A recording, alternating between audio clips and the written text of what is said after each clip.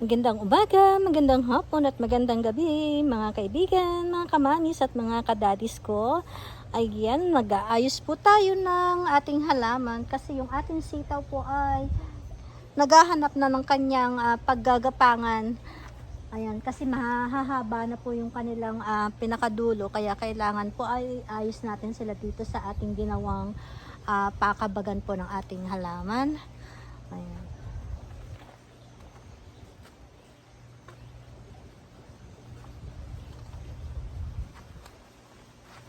Kailangan natin ng hagdan kasi hindi po natin abot ang taas.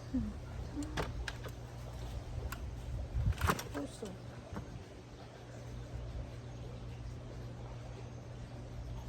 Ayan.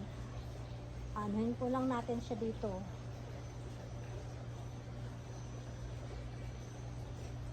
Nakakatuwa mga kaibigan kasi ang ating mga halaman po ay bigay ng biyaya sa atin. May mga bunga na po sila. Tingnan nyo to, ayan, meron na tayong dito, magandang ampalaya, di ba? Ayan, nasa katas-taasan yung ating ampalaya. Tapos yung ating pong mga sitaw, ayan, meron na rin po tayong bunga ng sitaw, mga kamamis ko at mga kadadis at mga kaibigan ko dyan. Tingnan nyo itong ating ang ating sitaw. Ayan, namumunga ng ating sitaw. Ayan may sitaw tayo dito. Ayan. Ayan pa, nandyan sa labas. Tapos ito ayan na ang ating mga sitaw. Ayan, yung iba maliliit pa. Yung iba naman ay bulaklak pa. Ayan. Nakakatuwa pagka namumunga na yung ating mga tanim. Ilang araw lang mapapakinabangan na natin to, magugulay na natin.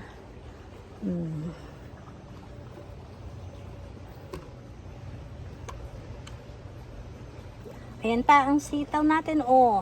Di ba? May sitaw tayo. At iyan pa, mga yan, maliliit pa nga lang. Pero syempre, palalakihin pa natin yan. Ayan. Tapos dito naman yung ating mga naglalakihan na kamatis. Ayan po ang ating mga kamatis. Naglalakihan sila dyan. Ang lalaki nila.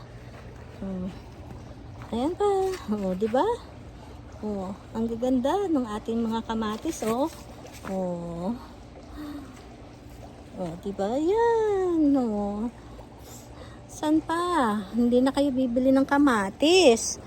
Tapos dito naman sa kabila, ayan, mayroon tayo dito munting kalabasa. At ang ating mga baby upo.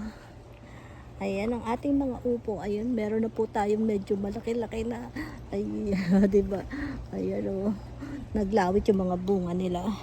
Tapos yung ating okra. Ayan ang ating okra. At ang maganda po niyan, kahit maliit pa yung puno niya, meron na siyang bunga. Tapos dito naman sa kabila ko, ayan po ang ating mababa lang na puno ng peach, pero ang dami niyang bunga. Ayan ang bunga niya. At dito naman, sa kabilang ito, ayan, medyo na po, pero may mga bunga pa rin po yan, yung ating chicharo. Ayan, ang dami ko nang nakuha pong bunga dito ng chicharo. Ayan, hindi lang ang lalabing 5 beses na tayo nakakuha dyan. Ayan, namumunga pa rin siya. Ayan ayan. At dito naman sa kabila ko, syempre, ayan ang ating paring sitaw. Ang dami. Ayan mga naglawit yung mga bunga nila. Ayan ang dami ng ating sitaw. Pwede na tayo mag-adobo ng sitaw. At ang aking paborito, ang ating magandang ampalaya. Ayan ang ating ampalaya mga kaibigan. Ganda Ayan, may baby ampalaya pa dun. Ayan po. Tapos dyan naman po sa parte niyan, meron pa din tayo doong may ampalaya pa rin tayo dyan. At ito naman po ay taniman ng ating mga pechay. Kaya lang po ay nagsibag bulaklakan na at nagkameron na sila ng mga seeds na pantanim. Pero meron po pa po ulit tayo doong mga pinasibol po na pechay. At dito naman banda, ayan, may sitaw na tayo dito, pwede na siyang kuhain. Oh. Dito naman banda, yung ating mga beans. Ayan oh. Oh. Meron na po tayong beans. Ayan oh, ang dami na nilang beans dyan oh, sa baba. Ayan oh. Oh, ayan ang ating beans. Oh, ang dami na po yung bunga. At ilang beses na rin po ako nakakuha ng beans diyan. Tapos dito sa kabila ko pong ito, nandito ang ating mga patatas. Naglaano na nga po yung mga bunga nila eh. Lumalabas na. Tinatakpan ko lang. At syempre dito, yung ating ubas na maganda at hitik na hitik sa bunga. Ayan ang kanyang mga bunga. Oh, hitik na hitik yan. No, di ba? Oh. Tapos, meron din po tayong mga tanim na melon. Ayan. Diyan ko na lang po nilagay ang melon. At saka dito, meron din pong melon dito. Ayan. Dito rin sa bandang ito, meron din tayong tanim na meron din tayong tanim na mga patatas na nasa sako lang. Ayan. Tapos dito, ayan, may melon din po ako dyan. Yung melon kasi ay gusto ko ay dito na lang, para dito na lang sila sa gagapang. Ayan. Ayan. Doon naman po ay ang ating talong. Ayan, may talong tayo dyan. May lettuce, at spinach, bok choy. Ayan, dito po, sama-sama sila dito. Ayan. Ayan ang ating chicharo. Ayan mga kaibigan. Ay, natakpan.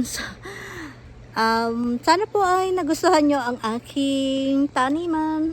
Ayan, maraming salamat po sa panonood nyo. At sana po ay huwag niyong kakalimutang mag-like, mag-share at mag-subscribe sa aking channel. Ayan, maraming salamat po ulit sa panonood nyo. Paalam!